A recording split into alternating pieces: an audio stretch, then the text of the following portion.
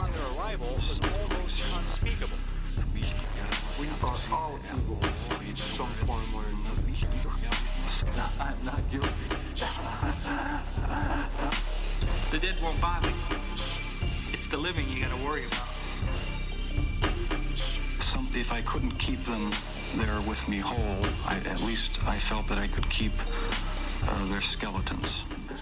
Hello and welcome to the Bad Taste Crime Podcast. I'm Rachel. I'm Vicky. Hello. Hello. Hello. Hello. What up? Vicky. How's it going? It's going so good. I feel so disoriented from the 10 minutes of coughing prior to this because I think there's a hair in my mouth. You have like tuberculosis or like whatever kills people in like old movies. You're gonna You calling me old? That's what I got out of that. Well, you're calling like me old. Sepia toned, you know. Soon you're going to pull out like a delicate lacy handkerchief and cough blood into it and we'll know that the end is near. Oh, but the cotillion, who will attend? We can only hope the end is near. Hope core. Please. Fingers crossed. Let's manifest that together, everyone. Oh, God. Everyone close your eyes. Go into the light. Oh, my goodness. If this is your first time listening, a special hello to you. If this is your first time listening, you've probably already turned it off. It's the 1800s hour. All right. Well, we're going to get into it today. But first, let's head over to the newsroom. Okay. Fit to breathe, our food is unfit to eat. We sit watching our TVs while some local newscaster tells us that today we had 15 homicides and 63 violent crimes, as if that's the way it's supposed to be. We know things are bad, worse than bad. This week, our news comes from Scotland, My people. but is a food crime. Are you ready for this? that would probably be a crime I would do. Scotland police are saying that there are organized crime gangs targeting chip shops to steal their used cooking oil. What? Yeah. So this does have to do with the biofuel industry. Yeah. And a lot of like biodiesel is made from cooking oil. Wouldn't they just give it to them? Well, they don't want to pay for it. Why would they pay for it? Aren't they going to throw it away? Well, they will take it to recycle it. Oh, okay. But I just feel like this could have all been solved with some polite conversation. Like, hello, we would like to make our entire street smell like fries. The recycling plants will pay for the oil. Oh, They'll pay. I see. They're talking about a restaurant could get about 30p a liter. Oh, wow. Yeah. Oh, okay. So 30p. yeah. So Tiny. they're talking about how there have been 178 incidents of cooking oil thefts reported to police between April and October of last year. They tried to catch the thieves, but they were too slippery. 2025. They're talking about these thefts being in broad daylight while people are walking around. Brazen. There's a huge industry for this. The article from the BBC also says that on average, thefts of used cooking oil cost the UK Treasury $25 million a year in lost duty. So there's like tax that gets paid on the oil to the UK That's Treasury. a lot more money than I would have expected. Yeah. It's still a very funny crime, though. Yeah. in my opinion. The police have also said that the incidents that recorded last year totaled about 20,000 pounds in lost revenue to catering businesses. That's so heavy. That's 20,000 pounds. but they are saying like, yeah, there tends to be like an organized crime element in this. So that's kind of what they're looking for. I'm just imagining a mafia made up of like barefoot hippies, and it's making me really happy. Well, I'm also like, is this what's happening to the meat in Philadelphia? Is it just connected. meat mob? Well, I don't think.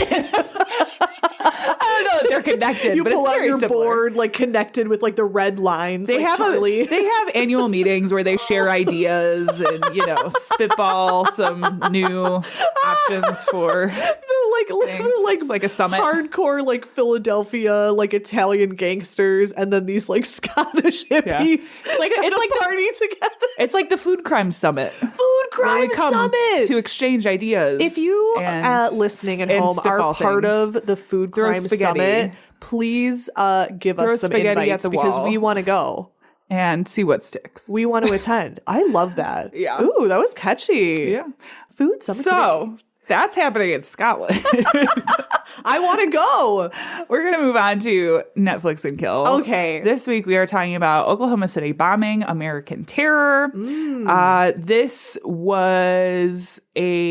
came out in April of 2025. Okay. So it's a little older, but I get Ancient. around to things when I get around to them, okay? I've heard that about you. As you might have guessed, it's a documentary about the 1995 bombing of the Alfred P. Murrah Federal Building in Oklahoma City, and talks about Timothy McVeigh and sort of his path to Committing this crime. committing to planning these bombs, and how he was sort of radicalized by the government's handling of the Waco situation. Yeah. Man, so many people got radicalized by Waco. Well, Waco was kind of fucked up. It was fucked up. Not just because of the cult thing, but there is a lot of problems. I'm very with, interested in like, all of that. That's all very fascinating. There's a lot of problems with how the government handled Waco and what was happening. Not to say that what was happening was great, but like it is one of those things where I see people online like take it to extremes. Like, well, the government should have handled Waco differently. Therefore, Waco was right. I'm like, no. You know what I mean? Two things. You can hold two things at one time, right? As an autistic, Like- with black and white thinking, sometimes you got to go gray. Yeah, Just a little. I think there's definitely Just a a way little. that could have been handled that was less on fire. violent, and less life taking. Yeah, you would think so. You would think that would But, be you know. what they would have done. But anyway, so it was Waco, and they talk about the Turner diaries as well. And they have like some prison interviews with McVeigh. Ooh, I thought it was done interesting. really well. Okay. I mean, I'm going to be honest with you, there's like not a lot to say about it because Oklahoma City bombing has been covered many times. I was going to say, this isn't like there are new details in the landmark case. It's just kind of a rehashing. But they do have, like I said, they do have these previously unreleased prison interviews with McVeigh. They have some interviews with people who were survivors of the bombing. And if I'm thinking it was because it's been a little bit since I've watched it, but I'm thinking it was this one that had really interesting, like when they were trying to show you like the layouts of the buildings and the way things happened. And the way they did that, like digitally with like 3D rendering and stuff, is very good. It's very helpful. Yeah, just to get a visualization of what the fuck was going on. So anyway, very interesting. It's on Netflix. Check it out. It's called Oklahoma City Bombing, American Terror. This is that part of the show where we say content may not be appropriate for all listeners. This week, we are talking about, well, mine is like kind of fucked up, but it's not like, I don't know. Not the worst thing. Mine's pretty violent. After last episode. Yeah. This, I feel like, is going to be a lot lighter. That was but so heavy. Not like crazy light. Yeah. What are we talking about today, Rachel? We are talking about unsolved cases. Ooh. So this, I have trouble. I don't know if you have a love-hate relationship with unsolved I really, cases. really do. I really do. It makes me so mad. Yeah. I need to know everything. Yeah. I need to know all the details. So I can't like sit down and watch like unsolved mysteries specifically because after 3 episodes, I'm like, well, who did it? Tell me. Yeah. I need to know. I need resolution. But you find it very interesting. You want it is to, interesting. But you just get mad that there isn't a resolution. Correct. So I'm just pissing myself off. This one, I knew I wanted to cover this one, and I always have a lot of trouble when it comes to our pod classifying things, like coming up with like what the topic is. You know what I mean? Like what do I put this? So I do feel like this, it's kind of a weird way to classify this crime. So I wonder like at the end, I want to be like, okay, what would you have classified this as? It's funny because I was just talking to a friend of the show, Wani, about this. And I was like, well, we probably won't be able to do like an unsolved mysteries topic until next year. Again, because we try not to repeat topics too often. We try to keep things, switch things up for you guys. And he was like, "What do you mean? Why wouldn't you be able to?" I was like, "Well, we just try to keep things varied. We want to cover a variety of things." And I said, "But that doesn't mean that there isn't like an unsolved case that wouldn't land Right. under another topic Right. umbrella, Yeah. you know? So I should have it's interesting tried. that you say that because, I mean, it's, again, like things a lot of times fit into multiple Right. categories. Yeah, sometimes it's easier for me to just go real wide. Yes. It's like, well, it is Yeah. unsolved. Yeah, a little peek behind the curtain on how we kind of function the podcast. That but was it's for true. you guys. No, it's very true. Like you want to be able, since we do kind of go back and forth on like picking topics, you want to Right. be able to pick something broad enough that the other person will be able to find something in It's that not umbrella. like murder Yeah. by a left-handed man in Kentucky. Because It's like, there's well, only goddamn been, it. I think, like one time where I was like, let's broaden it out a little absolutely. And I'm not good at that, so I always Yeah. appreciate that. It's Yeah. like, I don't know why. It's Got just you, one of girl. those things. It's like hard for me to put things into boxes. Yeah. No, I get Probably it. because I'm Because you disorganized. don't want to be in a box. Yeah, free me. Probably because you're disorganized. I'm like, no, it's because you want to be a free spirit. You went so nice. You're You like, wanna be a wow. free spirit girl. You're just a liberated girl with hairy legs. No, I just don't know what's happening. I'm just like, where am I? Well, thank you. I loved that. Yeah, you're welcome. Yeah, so I'll be interested to see after this, like how you would have classified this, Okay. because I always have trouble with that. Sure. And I'd love to pick your big brain. Okay. So this case, like I said, is very near and dear to my heart. I was already very familiar when I kind of like re-stumbled upon it, like Okay. looking for a topic. I was like, oh yeah, I could definitely talk about that. Very interesting. Okay. So if you've been a listener for, well, like any amount of time, 5 minutes, you would know that I am a very political person. I'm Yeah. not, now don't worry. I try not to go into it too much because this is not a political podcast. And is y'all not. are here to learn about crime, not Yes. listen to me yell passionately about the Middle East and workers' rights. Yeah. But if you We would kind of like- did that last episode. we kind of did. I think I was very good. You were very behaved very myself. good. You were very good. But My that's about tongue- as close as we get. My tongue is bleeding from me biting it so much. We had to take her to the hospital after the last one. It was She really almost had an cute. aneurysm. Double date. Day trip. We got lunch. If you would like to see me yell passionately about politics, you may summon me under a full moon. I'll turn up in a cloud of smoke and tell you that Ronald Reagan is the devil. Speaking of workers' rights, this case is a landmark one that, in my very sexy opinion, must be discussed when you're going over the history of workers' rights in America. Okay. This is like a bit, like if you look up, like if you take a class on it, he gonna be in there. Okay. He's a big deal. Okay. Warning, if you, like me, have a little like the people united will never be defeated kind of heart beating in your chest, this case is gonna piss you off. Great. Okay, Let's cool. Love that. begin. Love that.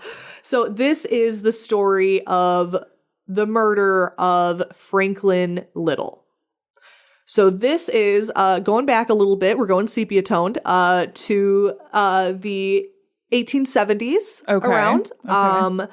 So he was born actually pretty close to us in Fulton County, Okay. Illinois. Okay. In either 1877 or 1878. He was born to Dr. Walter and Elmira Hayes Little. Elmira. It's a very like exotic 1800s name. I know. Well, I don't know. It kind of sounds like fancy. Elmira. Is but it? I guess How it is does it spelled? Almira. It's not Elmira. My bed on fire. It might be Elmira. Elmira. It could be. Just saying. We can't ask her because she's dead. Fair. Fair. But you know, from 1800s things, a gust of wind. Of course. So The vapors. help! I went outside after 6, and now I will surely die. Please, I don't know nothing about birthing no babies. So they lived in Illinois for a short time.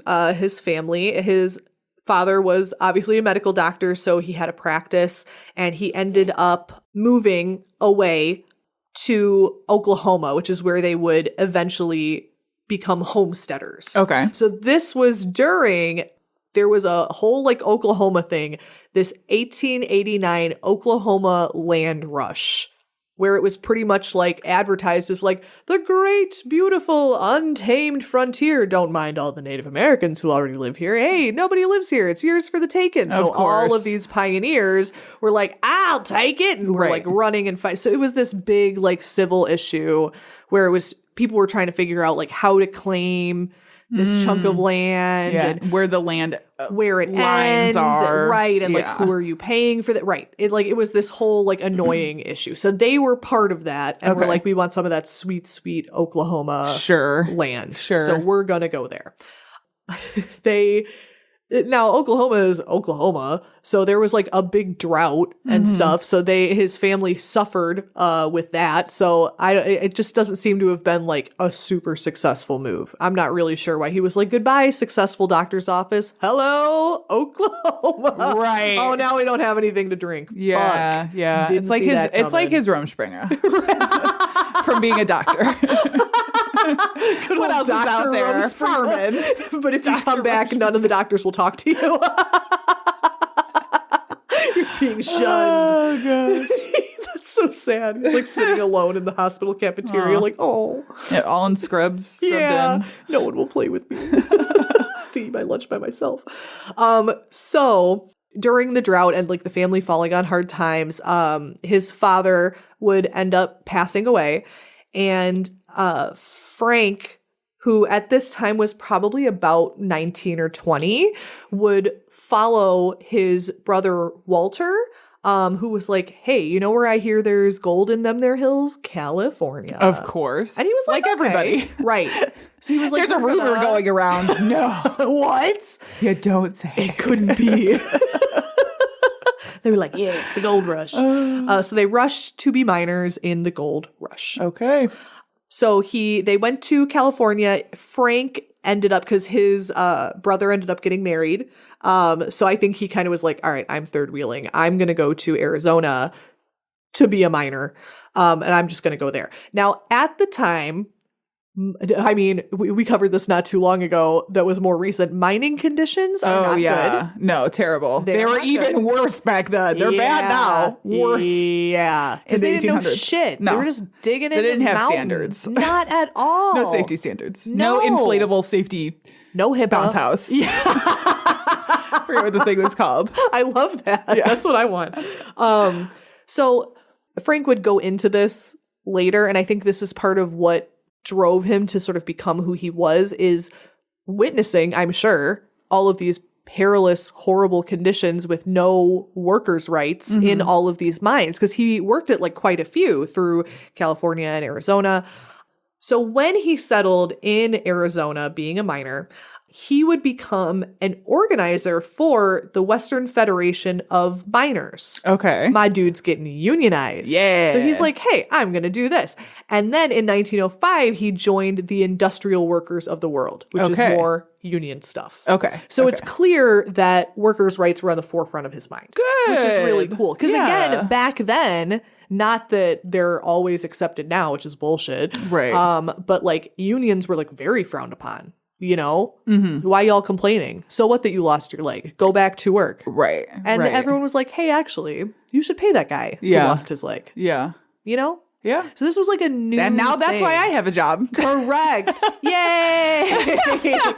I have a job. I don't really talk about work on the podcast, Right. which fair enough. I don't really want this connected to my employer. Understandable. But I will say the area of law that I particularly work in is workers' compensation. Yeah, So- which is essential. Thank you for your service. Well. Love you. One time I broke my nose at work, so great. thank you for your You're service. I got paid for that. You're welcome. Because it was not my fault. yeah. My spotters were Yeah. not paying So this attention. is, I'm like, this is great. I was 'cause like- this is my job. When I was thinking about this, I was like, she's gonna like be so interested in this. This is a good one. Yeah.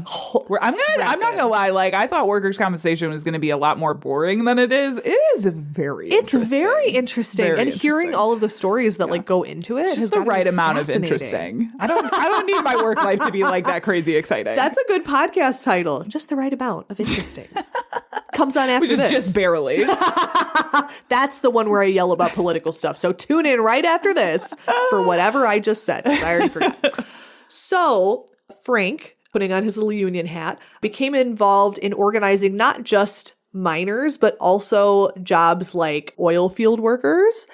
He did a lot with like migrant workers, which again was very frowned on at the time. Those people shouldn't have rights. Again, not that we've gotten any better. Right. But that was a big deal that he was speaking out for people who were not white. Yeah. You know? Yeah. And like lumberjacks and stuff as well. So he was speaking out for all of these people and trying to rep organize the them. lumberjacks. Yes. Yum. Brawny. So what's kind of interesting is this sort of like for the people movement that he was involved in would end up inspiring another similar movement in the 1960s in America. Hopefully everyone's familiar with the Freedom Riders, who were like during the civil rights movement in America. They were the people who were organizing like all of these sit-ins and all of these protests and riding on their bus back and forth to all of these things in the time of like Martin Luther King. Yeah. Yeah. They specifically cite him as a reference for inventing essentially very passive and non-violent ways to stir up like interest. Passive resistance tactics is what it's called. Okay. Which I'm a fan of violence, but you know, there's always a place for You got to start somewhere. Yeah, I guess. You can't immediately be like, kill everyone. Oh, no, I'll have to change my philosophy. Guillotine immediately.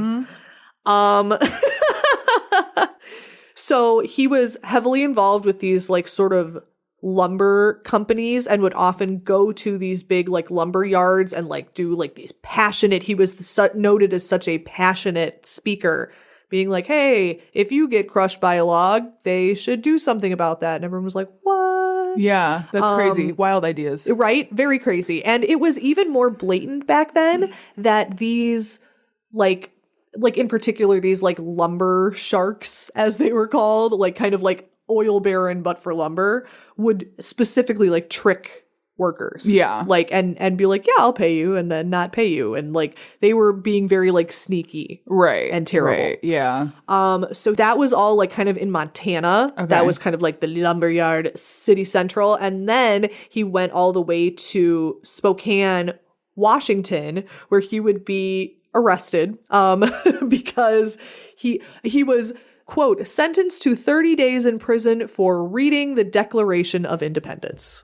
Just reading it aloud to the workers, and they were like, hey, you can't do that. So he just walked in and was like, yeah, he was like, hey, here's the proof that you actually don't have to interesting have to do these things. So he and they were like, they had the, what is it called, the chain gang, where they were like, yeah, we have this like cool thing where you smash rocks, and he's like, no, I'm actually not doing that. Oh my gosh, I literally refuse. He probably like did the sit-in thing and was like, I'm just sitting down. Yeah. Fuck you. Yeah. So he ended up having to sit in jail, and he talked often about how like it was not insulated at all. It was like the middle, it was like, I think December. So it was like the middle of winter. So he was just like freezing his little ass off. He was like, this is better than crushing rocks. Yeah. I'm not doing that shit. Like, they really thought they were going to get this labor union to do labor for them for free. Yeah. He was like, that's actually against my entire character. Suck my ass. I don't stand for this. In fact, I don't stand. I sit. So I'm sitting, goddammit, sitting on this rock. So what's kind of cool is, remember his brother who he had went to California with originally and who had gotten married and stayed in California? Yeah. His brother also became a labor organizer. Nice. And his sister-in-law, Emma Harper. So his brother was named Walter Little and his sister-in-law was Emma Harper. Yeah. They became pivotal in the labor movement as well, which I think is really, really cool. Yeah. All in the family. So at this point, kind of like after he went to prison or around the same time, he would travel to and from like California, Washington, into like Wyoming and Montana. So he was like kind of like going all over the place. And when he would go to California, he would be involved with his brother and sister-in-law, who were kind of like in the California pocket. Gotcha. You know? Yeah. There was like the connect. Right. Yeah. Okay. Right. So in Fresno, him and several hundred workers were arrested because he had like took them to the streets. The brother or the Frank? Frank. The main guy. Frank. Yes, Yeah. Frank. I think his brother was also there. Okay. And was probably also Okay, arrested. okay, But gotcha. Frank was like counting on this like big giant, he wanted it to be a lot bigger than it had been. Like several hundred, I think, is a wonderful feat, but he had been counting on like other people to come. And they ended up not showing up and he got arrested. And you would think that would have burdened his spirit, but he was like, I'm doing it again. So he went directly to the migrant workers and was like, hey, you're underrepresented. You guys are just picking fruit for no money. Okay. Would you like to organize with me? And they said, okay. So this was a huge free space. So pretty much everywhere he was going, he was shaking shit up. Right. And he was always getting arrested. It was always only for like 30 days because he was very, very smart in the passive resistance things that he would do. It's like, you're going to arrest me for sitting down. Yeah. You're going to arrest me for being in the road. Like, Right. what, you're going to get me for jaywalking? Okay, I'll be out in a week. I don't really care. Yeah. So it was very that. Yeah. But luckily, he had this big network of people who would, like, bail him out. Nice. Yeah, right, of course. So he came back even to, like, Peoria, which was a Okay. big labor place at the time. Yep. Kansas City, Missouri, Webb City, Missouri. All the Yeah. So back to the fruit workers. Sorry, this one's exciting me. So I'm like, I'm waiting to see where you're going with this. That's where I'm at. don't worry, we're Okay, about to be okay. at the crime. Okay. I'm going into like No, that's his fair. life because I'm he's in so this moment where interesting. I've hit the point where I'm like, okay, where is she going with There's this? gonna be crime. Okay, There good. will be crime. That's there most important. will be crime. Okay.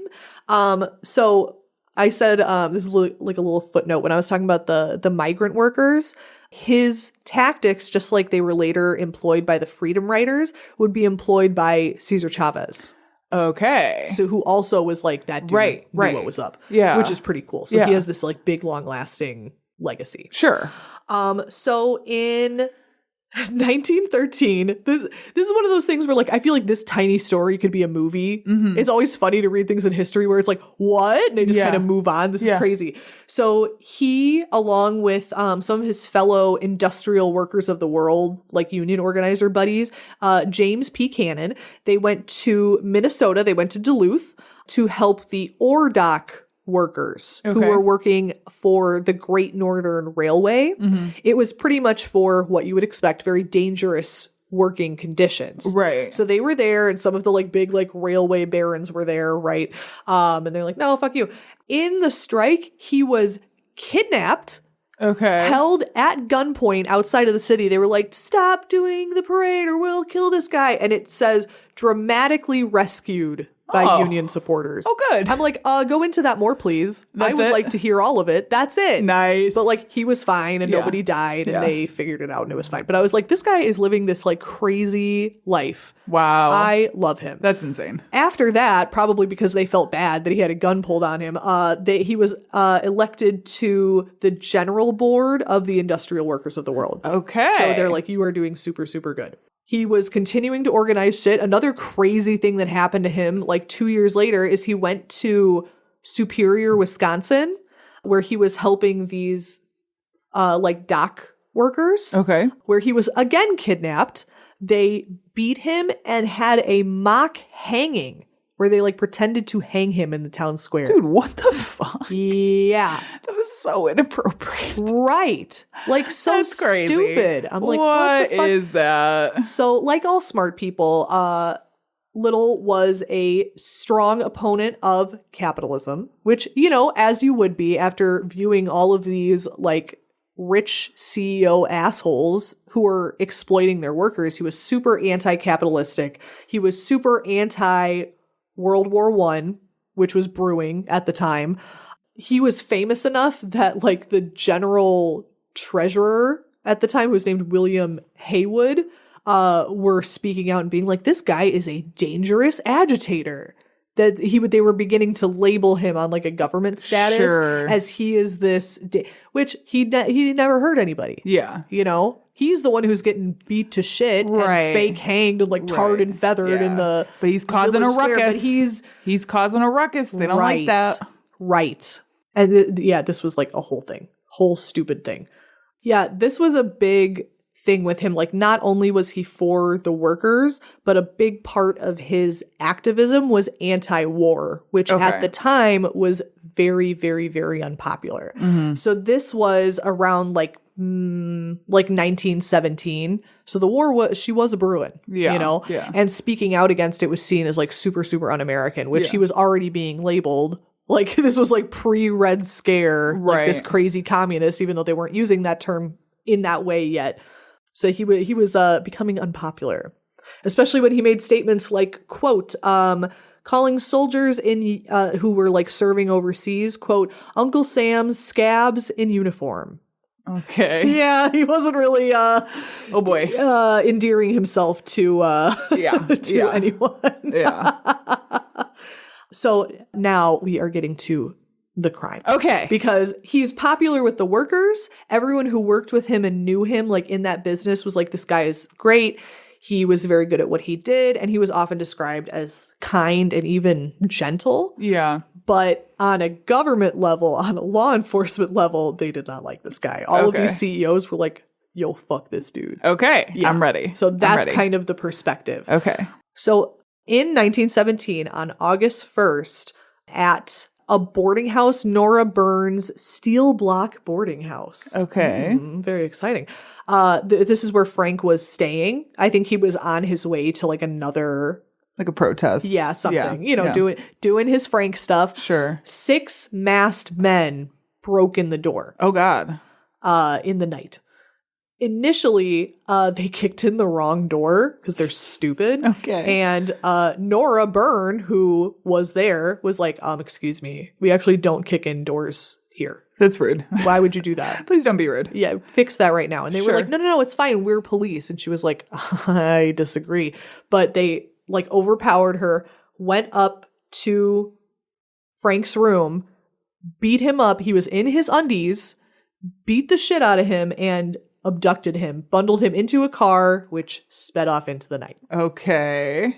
So to Frank, he's like, well, I've been kidnapped before. Yeah. You know, so I feel like maybe at this point, he was like, maybe it's going to be okay. Yeah. Right? You know, they're crazy. They do stuff like that.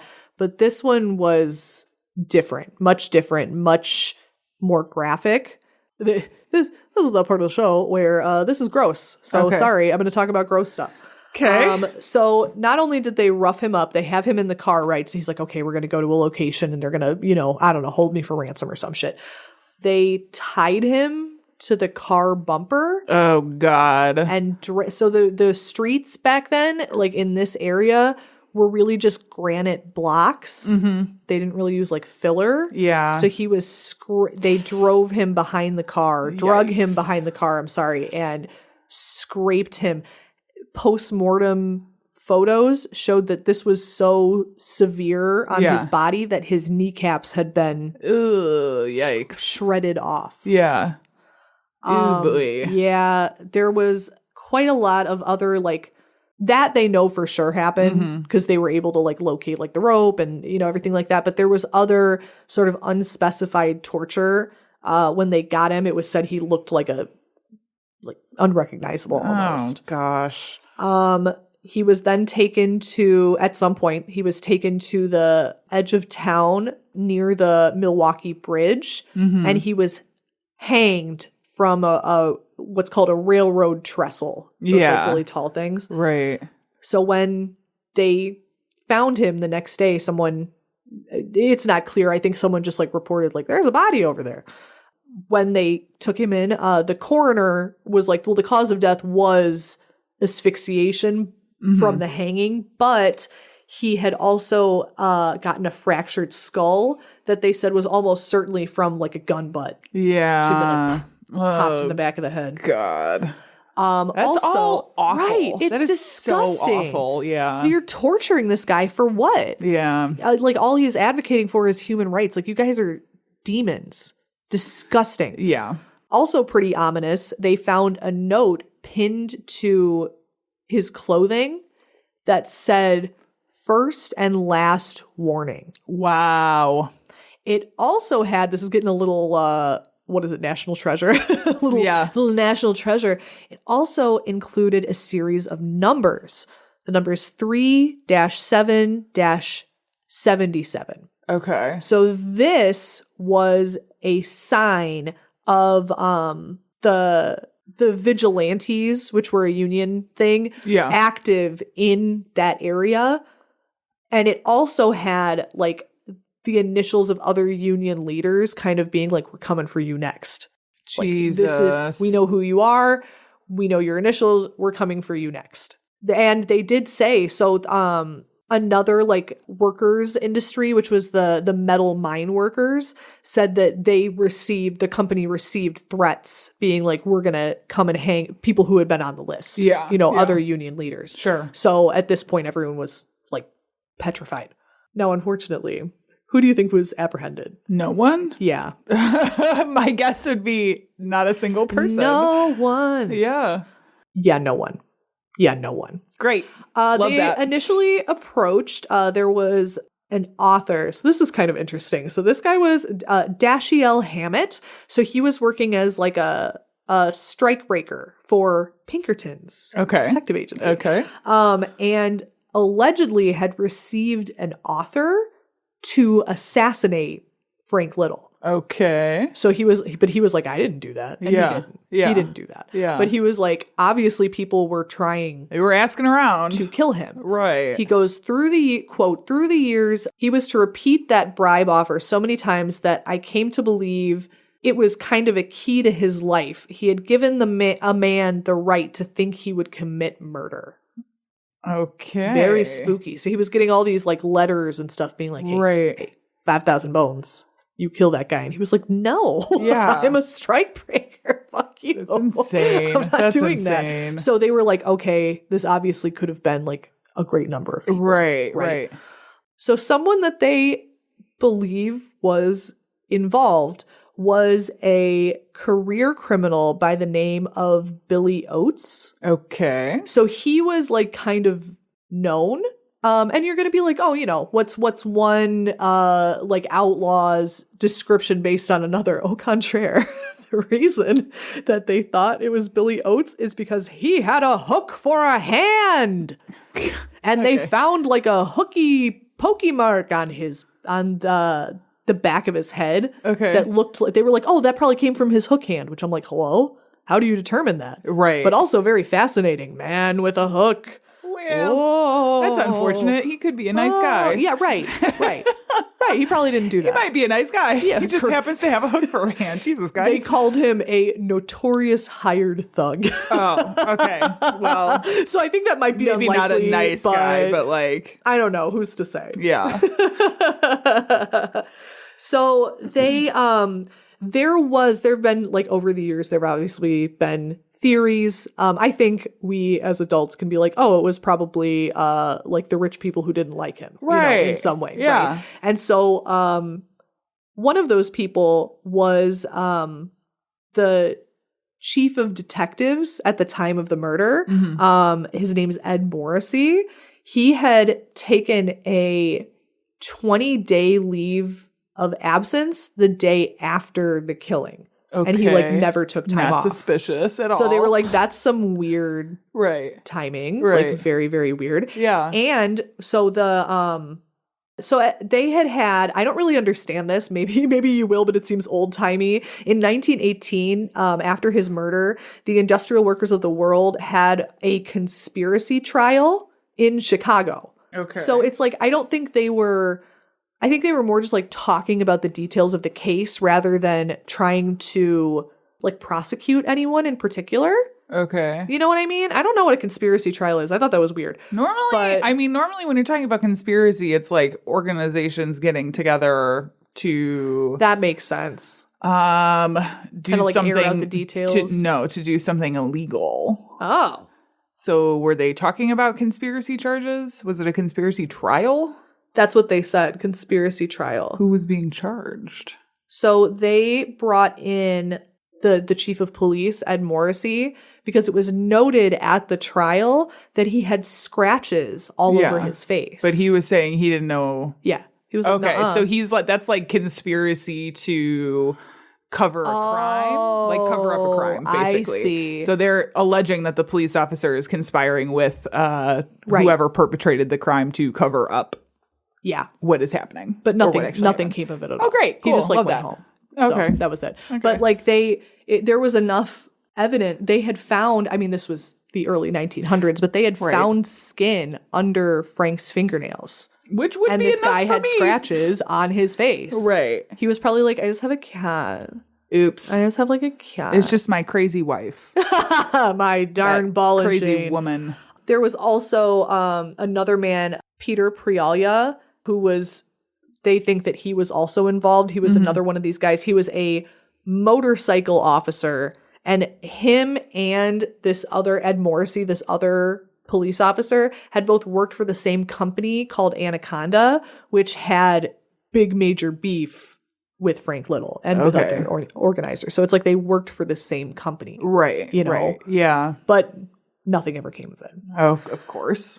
Frank Little's funeral procession initially was supposed to be just sort of like a low-key thing, you know, his friends and family laying him to rest. It gathered an estimated 10,000 workers Wow. who all came out to see. It is still the largest in Butte, Montana history. Wow. He was buried in Butte's Mountain View Cemetery. Listen to how punk this is. His, like, what is it? The, like, inscription on his Headstone? Thank you. I was like, tomb. I'm like, no, headstone. Reads, quote, slain by capitalist interests for organizing and inspiring his fellow men. I love that. Isn't Love that. great? Yeah. So great. Oh, the founding member of the Industrial Workers of the World, Bill Haywood, after his death, had this to say. He wrote an editorial on the same day. He said, quote, the tragic, brutal death of Frank Little will unite the working forces of this country against the masters of bread. He has not died in vain, and with his blood will be written the abolition of the wage system. Isn't that punk? Yeah. That's Very punk. For a little while, there was like a rallying cry because obviously, even though he was like tip-top organizer, the IWW lives on. They continue to do things like this. And so they would shout, we never forget. That was like a big rallying cry for a long time. Yeah. So despite his short life, he was able to inspire. I think it's so crazy that like Cesar Chavez and the Freedom Riders were like, that guy like inadvertently taught us how to do this. Like, I wonder how like the landscape of America would look without his influence, you know? Interesting. Like putting himself in danger all the time to be so selfless. Yeah. So I've always been really interested in that. And that is the sadly unsolved, we all know who did it, murder of Frank Little. So you want to know what I would have classified that as? I do. Okay. So there's a couple ways you could have gone. You could have done labor disputes. That I was wondering about Although that is on the more narrow side. Yeah. But you could do a check and see what's out there. Right. You could have done 1800s murder. Yeah. You could have done, where did it take place? Montana? Yeah. You could have done Montana murder. That's but I think we true. just did that not that long ago. I think we did You too. could have done, that's a good question. You see, it's hard. I have a lot of trouble with options. that. Yeah. There's But a couple I options. probably should have gone with labor disputes. That's but fine. whatever. That's fine. Nah, whatever. That was very interesting. Very Thanks. interesting. I thought so too.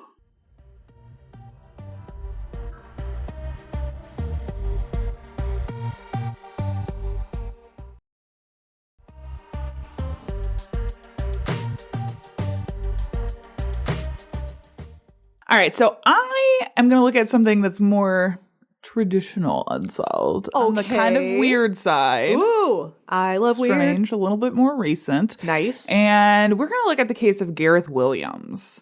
Okay. So Williams, who originally hailed from Valley Anglesey, Wales, was a very smart guy. Nice. Like crazy smart. Like a genius. While he was still in secondary school, Williams attended Bangor University part-time, eventually earning a first-class degree when he was 17. Wow. Following that, Williams achieved a PhD from the University of Manchester. Dang. And he continued on to a post-grad degree, but ended up dropping out after he failed a final exam. Oops. But it's fine. Yeah. Because he's fine. Okay. Like, he I was gonna say. is very smart. Like, I'm it's not not worried like about him. he's got a fucking PhD. So, Yeah.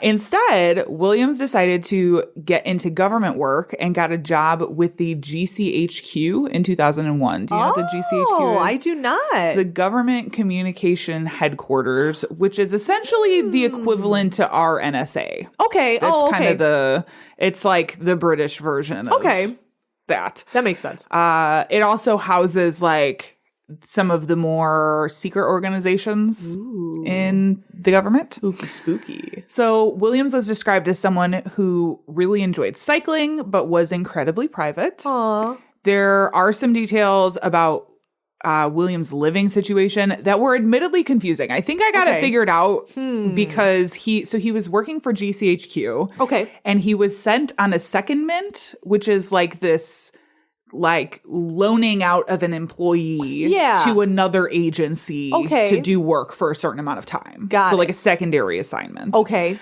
And so he was out on the secondment to MI6. Oh, okay. Which I'm sure you've heard MI6. I sure have. It's also called the Secret Intelligence Service, or SIS. It's again, it's like one of these very secret organizations. A lot of times you hear about MI6 with like spies. It's like their FBI. Kinda. I feel like it's more like a CIA type. It's a little bit of both, I think, honestly. Yeah. They do the secret stuff. They though. have spies. Yes. I mean, it's like the NSA having departments underneath it, right? Right. So anyway, so he gets sent on assignment in London. So his regular residence, where he was at, where the GCHQ was, where he was working, he had this flat that he had been in for like 10 some odd years. Yeah. And then he was living in London for a year while he was working for SIS, basically. Okay. So after some of his colleagues became concerned when they hadn't heard from him in a few days, he was set to go back to GCHQ like a few days after this.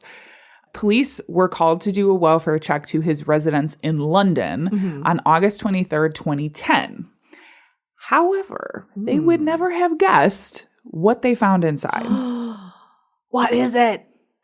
Upon a search of his residence, authorities discovered Williams' remains in his bathtub in a red sports bag that had been padlocked shut from the outside. What? Along with his remains inside the bag, they also found the keys to the padlock inside the bag with his remains. What? That's ooky spooky. Very fucking weird, right? What? Yeah. So obviously they declared this a crime scene. Fell. But the investigation that followed revealed a ton of information, most of which was surprising and confusing to the Williams family and like the general public. It's like, how does all of this fit together, right? Oh my God. I know, We're a true gonna mystery. find Guess no, we're not. Your episode is unsolved, Rachel. Oh yeah. Did you forget? No. Yeah. Did you forget? I'm thinking about lunch. Sorry, let me spoil it for you. Okay, so first, there were inconclusive fragments of DNA from at least 2 other people on the bag. Really? However, there weren't any signs of forced entry or DNA in the rest of the flat that would point to a third-party involvement. What? Scotland Yard also didn't find any of Williams' fingerprints on the rim of the bath or on the padlock, which would point to some sort of like third-party involvement. Well, right. And the rim is important because if you're thinking he's getting into a bag in the tub, he would have to grab the sides. He would have to grab the sides to like lower himself into the bathtub unless you're very skilled and have tons of balance. There's no way. Yeah. I know. I couldn't do that for sure. Neither. And in addition to all of this, the keys that were found for the padlock inside the bag were actually found underneath William's body inside the bag. Yeah, somebody put him in there, I feel. Maybe. Maybe not. That's weird. Maybe not. Maybe not. How'd he fucking lock the padlock? He did Skill. No. Very skilled. He was working for MI6 for a little bit. Like, whatever. I think that's Bologna. Yeah. So clearly there was a shit ton to investigate here. Yeah. There was a lot of questions to be answered. An autopsy revealed that an estimated date of death was approximately 1 week before his body was discovered. Okay. The coroner revealed she hadn't found any injuries that would have indicated a struggle. They also didn't find any indication that he had been intoxicated or under the influence of common recreational drugs. Right. So it's not like he took too much cocaine or, yeah. smoked a Accidental little too much overdose, weed, had too right. many shrooms, whatever it happens to be. Right. The heat was on Yeah. in the flat, and it was summer. Oh. And so when they arrived, they think that it sort of sped up the decomposition process a little bit. There were some interesting details about the work that he did for some of the UK's top and most secret government agencies. This is from The Guardian, quote, "Few details were made public about Gareth Williams' work except that he designed practical applications for emerging technologies and was deemed low risk.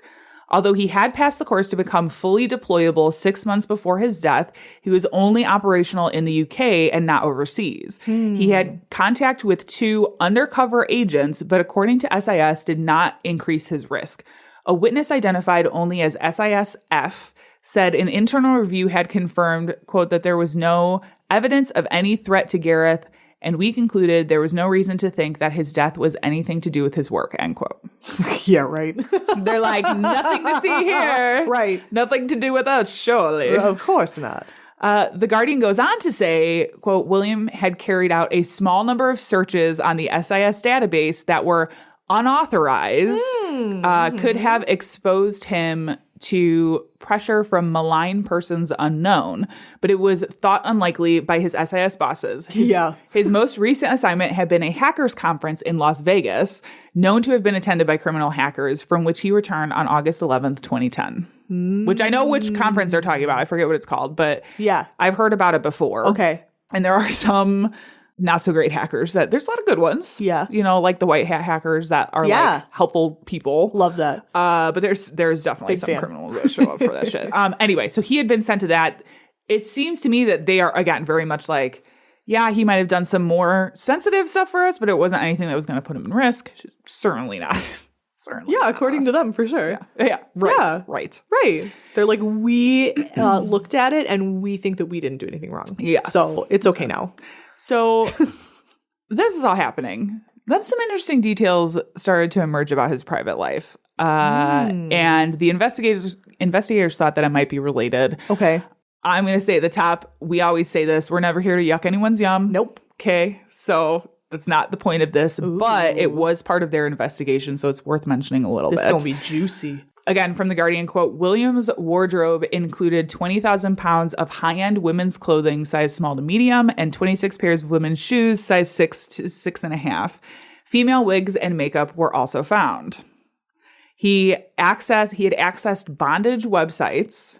There was video footage on one phone of him posing naked apart from leather boots. So he was killed by spies and they put that stuff in his apartment. I mean, they do that.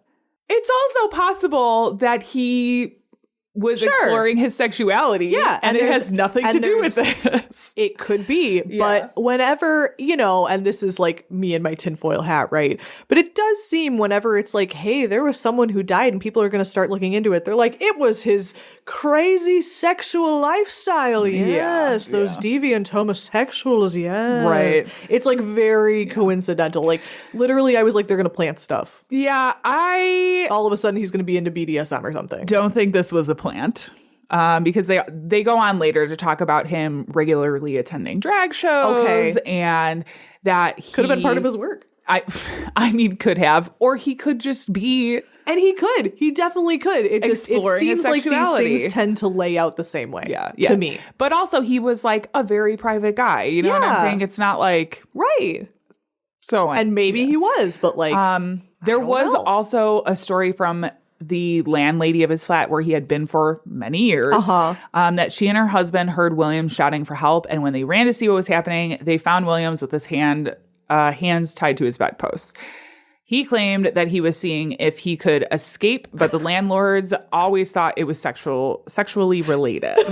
Now, again, to this point, there is also a timeline that talks about him taking these tests for some of, they were talking about full deployment and he hadn't actually been deployed yet. So some of these tests, and these were some things that were in those tests, like knots and escaping confinement and that kind of thing. So it could be that maybe he was into bondage, which fine. I find it but very also unlikely could be that an MI6 agent would do that without like a knife nearby. Well, he wasn't an MI6 agent. He worked for GCHQ.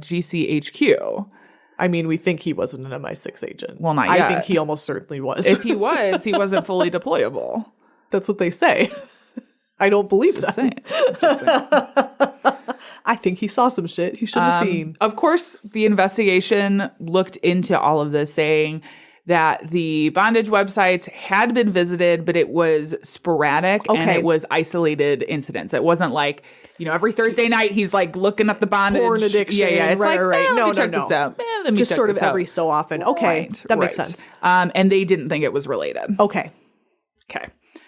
Moving past all of Understandable. That is very interesting. It's worth talking about a little bit because it was this idea of like, well, maybe this was like a bondage thing gone wrong. Or like he got involved with the wrong people. Right. Now, obviously, there was also this huge question about how did he get into the bag?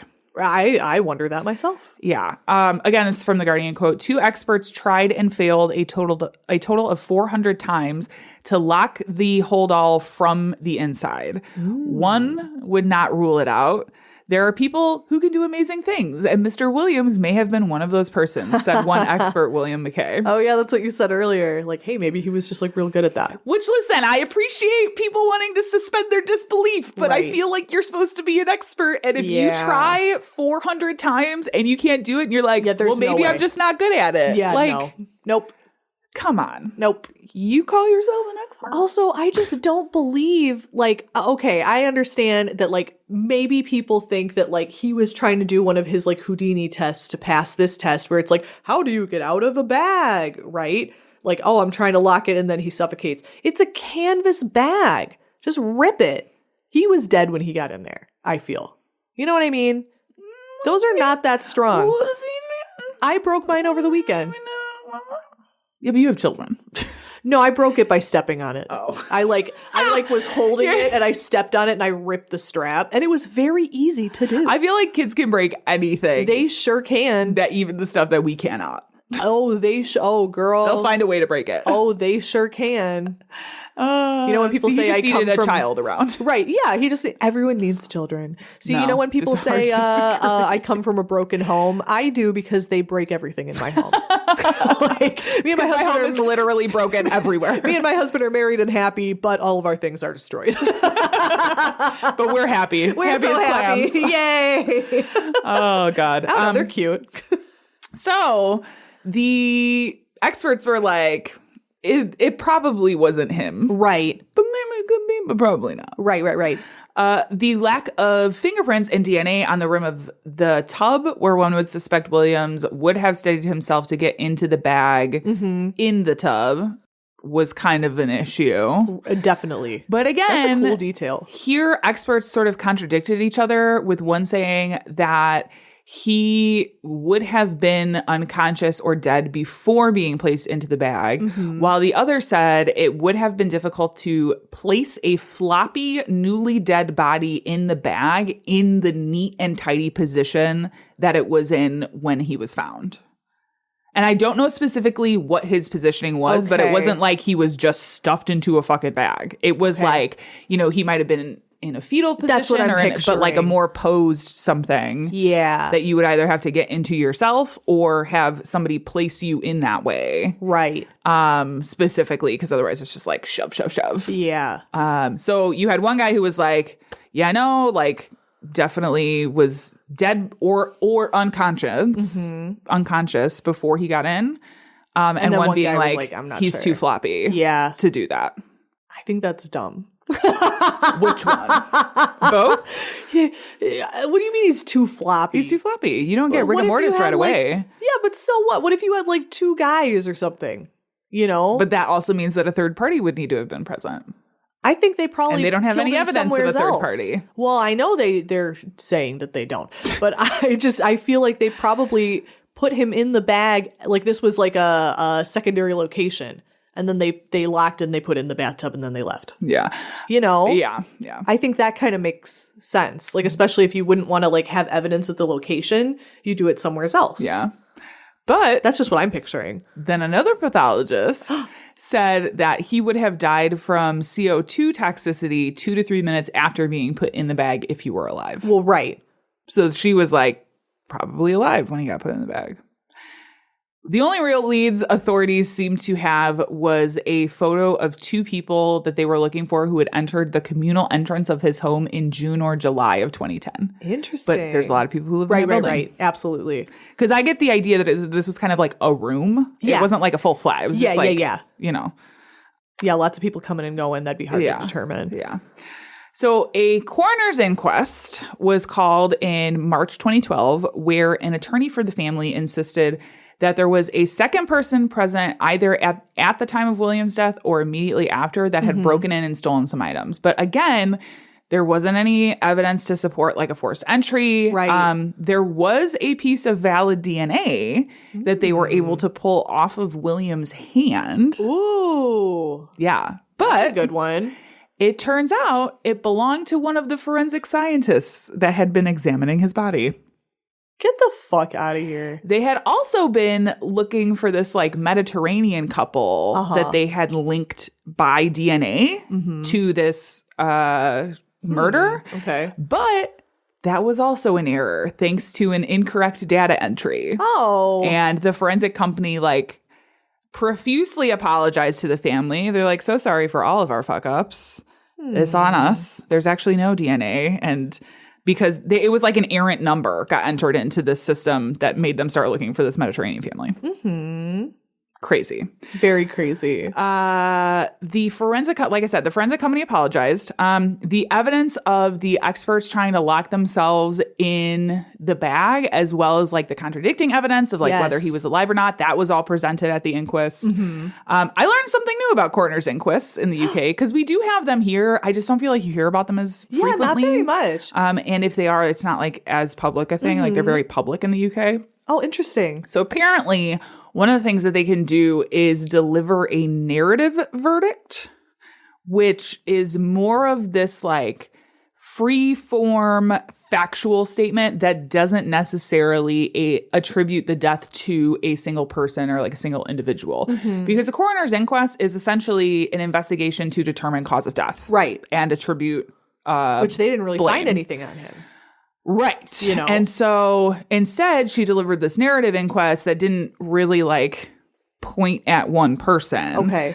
But she found that William's death was, quote, unnatural and likely to have been criminally meditated. Okay. End quote. Although she said it was likely that he was unlawfully killed, that there was insufficient evidence to deliver a verdict of unlawful killing. Okay. The coroner also said that a third party had placed the bag with William's body in the bathtub and locked the bag, and that he likely died shortly after due to CO2 poisoning or another short-acting poison. That's what I'm thinking. The coroner also admonished the SIS for not reporting Williams missing for 7 days. Yeah. His fucking employer. Hello. She also voiced disapproval of the Metropolitan Police's counterterrorism command for not informing investigators of evidence found in his SIS office and not getting statements from SIS officers. Interesting. Yeah. She I'll was plan it like, up. what the fuck? Interesting. Like that was a valid line of inquiry. Like, Right. why didn't you follow it or Yeah. push it as hard? And I'm assuming it's because the SIS is probably pushing back. Right. But she was like, yeah, that's bullshit. That's you good. need Good to for her for calling that out. investigate that. I So love when judges are good. she's a coroner. Oh, my bad. I love when coroners are good. I love her. Whatever job after- she chooses to have. After the coroner released her findings, the Metro Police reopened an investigation that would span another year. Oh, wow. Allowing them to speak at length with MI6 officers. Now, unfortunately, it did not produce any new evidence or leads, and the most probable scenario was Williams died after he locked himself in the bag. That's what the second investigation said. Bullshit. Nothing else new really emerged until you were going to love this Oh one. my God. Former KGB agent Boris Karpichkov defected in 2015. Uh-huh. Okay. He claimed that Williams was killed by the SVR, which is what the KGB used to be. I mean, Right. that used to be called the KGB, but they changed the name. Yeah. Basically to the SVR. He said that Russia had attempted to blackmail Williams into becoming a double agent with they're like, we know about your exploits. Right. We know about all of these things. Yeah. But in response, he said that he knew the identity of a Russian spy inside the GCHQ.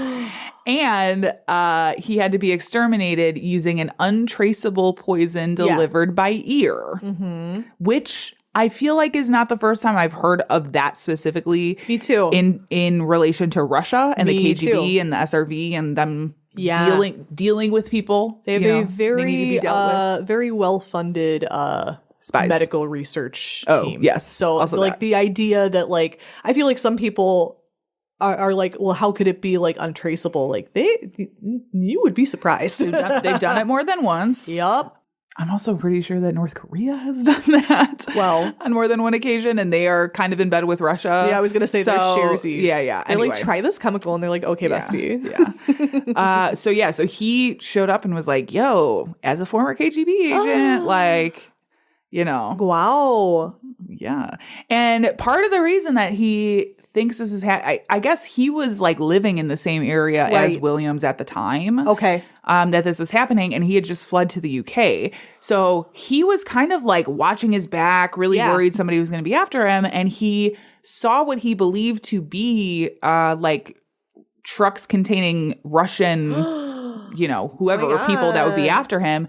And he assumed they were there for him, but he never had any like idea that they were there interaction with or him. altercation with them. And since Williams was in the same area and supposedly had this information about a Russian spy, like that would have been something that they felt like they quote unquote needed to take care of, right? Yeah. That's what he was alleging. Interesting. Yeah. It does not appear that authorities have really taken these allegations seriously. What? They have kind of said, like, he was not high enough in the SIS to really have us suspect that, like, a foreign government agency would need to take action against him. It's not like he was more. He wasn't like a bigwig or anything like that. He was kind of described as this more of like a code breaker type of person. Yeah. That's another cog in the machine. Yeah, which again, it's not like he is, traveling internationally and like doing whatever. He's doing this all from his home country. Right. But, at the same time, it's like if you do something to like cross the wrong people and he was fucking smart, right. I could see why somebody like him would get in trouble. Well, and could be like a prime target for somebody like Russia to be like, he has this like hey. information and stuff. Yeah. And we don't know. Like I'm not, I mean, I am, but I'm not, this is just the information that they've released. Right. Maybe he was coded to go internationally. And if he was involved in espionage, not that I'm defending them, but it kind of makes sense for them not to tell us everything. You know what I mean? It wouldn't be the first time. That's what I mean. It wouldn't be the first I don't time. think it's like completely implausible to say like, we don't even know if what they're saying was true. Maybe he was going to Russia on the reg. Right. There was another review that took place in 2024 after a line of inquiry was open by some independent investigating agencies, but there wasn't like any new DNA. There was no new leads. So it kind of just sits there. I will say like Williams' family has very publicly admonished the Metro Police and like their handling of it. Yeah. Because they're like, what the fuck? Like this random DNA showing up. You guys didn't take, there was all these questions you should have been asking people that you didn't ask. So they have been very public of Do your job. Not being impressed by the police work. Right. Same. But unfortunately it is unsolved. Like there is no definitive answers as to it was Putin who killed him, how he got in the bag, how the bag then got into the bathtub, how the lock got on the bag, like right. Fucking Kremlin. He got Kremlin. Maybe. Got sent to the eternal gulag. Maybe. Or maybe it was his own guys. What if it was... That's what, yep, Like- yep. That's what I assumed that's until you equally were as like likely. Russia. I was like, oh, Russia. Yeah. But, yeah. and like it could have been, I don't know. Who's to say? Yeah. He had access to information for Right. sure. So it's like, not like, I understand that they're saying like, it's not like he's the lead of the company or like was Right, entrusted right. with secrets, but it's like, well, what if he was? And like, you don't have to be a high ranking guy to like, you're in the computers. What if you accidentally stumble on something you're not supposed to have access right. to? I do that all the time. No. Sometimes I'm like, whoop, I wasn't supposed to see that. Our door just gets kicked down. We get God. swatted. Not the FBI. Oh yeah, they were talking about the FBI launching their own investigation too because Oh, really? Yeah, because of his status of being like 6 months from being deployed, like that would have also put him working with the FBI in some capacity. So they were like, understandable. okay, well, we need to look into this because what if our interests have been compromised? Yeah, there was a lot of like broad government agency investigation. Although I didn't really see anything about. It doesn't seem to me that they came to any different conclusions than like but there was the UK. like rumblings of that at some point. Yeah, they Interesting. looked into it Okay. because they needed to make sure their shit was clean. It's not. Spoiler alert. It's What not. are you talking about? What are you talking They're about? the most innocent agency. They never do anything wrong. J. Edgar Hoover had nothing but the best intentions for the United States. Oh man. So anyway, that is the story of frustrating. Gareth Williams. That's Yeah. a really good one. It's very mysterious. Mysterious mystery. I don't have to tell you things are bad. Everybody knows things are bad. It's a depression. Everybody's out of work or scared of losing their job. The dollar buys a nickel's worth. Banks are going bust. All right, Rachel, that has been our show. Sure That has been has. our episode. Do you have any final thoughts before we close out? Probably none that I should say in here. Okay. On that note, our sound and editing is by Tiff Fullman. Our music is by Jason Zashevsky, the Enigma. Woo. If you enjoyed this episode, you can find more just like this at badtastepodcast.com. We will see you in 2 weeks. Goodbye. Goodbye. It was as if a wave of evil washed over this town. We are all evil in some form or another.